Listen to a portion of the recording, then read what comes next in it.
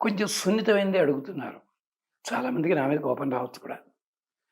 ఏవండీ ఈ మధ్యని coin therapy అని వస్తోంది కదండీ! ఏదో కాయిన్ ఇంట్లో పెట్టుకుంటే లక్షలు కురుస్తాయట. ఇదేమిటండి థెరపీ ఏమిటండి? ఏమిటి కాయిను? అని అడుగుతున్నారు.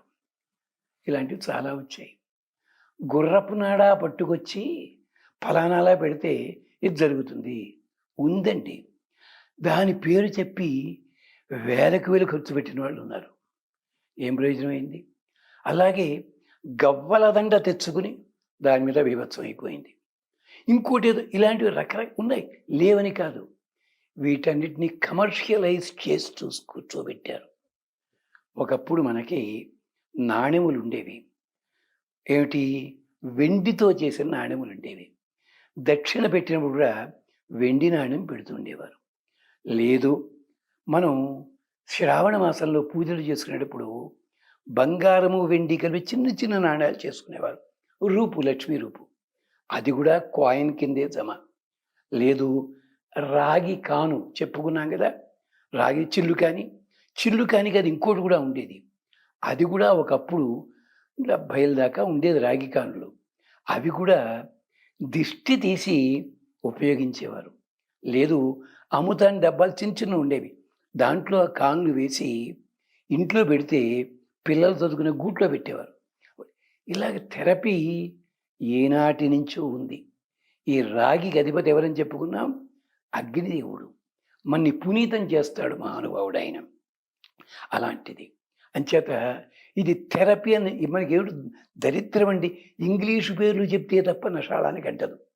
అజీర్తి చేస్తుందేమోరా అంటే వినడు. ఇండజెషన్ అన్నారు వాడికి పట్టుకొని. అప్పుడు అర్థమైపోతుంది వాడికి. ఇది కర్మ. ఇది రాగి వాడితో చేసే విధానం ఉంది. అందుకనే మీరు గమనించుంటారు, వెండి పళ్ళెం చేయించుకుని వెండి పళ్ళెంలో బంగారు పువ్వు వేసుకునేవారు ఒకప్పుడు. బంగారు పువ్వు వేసుకోలేని వాళ్ళు చిన్న రాగి ముక్క దానికి కోడుకు కానీ దానికని అతికిస్తుండేవారు. ఎందుకని? క్షేమం కలుగుతుందని చెప్పి. అలాగే కంచు ఇలాంటివి చేసినప్పుడు రాగి కూడా ఓ భాగం అవుతుంది. మరి ఒలింపిక్స్లో కూడా ఎందుకు ఆ పథకం రాగి పథకం పెట్టారు? ఇంకేం లేవా? అలాంటిది అంత చీపా? అదా కాదు. అర్థం ఇది దీని వెనకాల. అంచేత మీరు ఒక వెండి నాణ్యాన్ని కానీ లేదా మీ దగ్గర ఉన్న రూపాయి నాణ్యం కానీ దేవతార్చన చేసి, అది ఏ మాసంలో ఉన్నా లక్ష్మీ పూజ చేసి ఆ కానుకని, ఆ వెండి నాణ్యాన్ని డబ్బాలో పెట్టుకోండి, లేదా పూజ గదిలో అట్టే పెట్టండి, లేదా బాక్స్లో అంటే మీ క్యాష్ బాక్స్లో పెట్టుకోండి. క్షేమం కలుగుతుంది.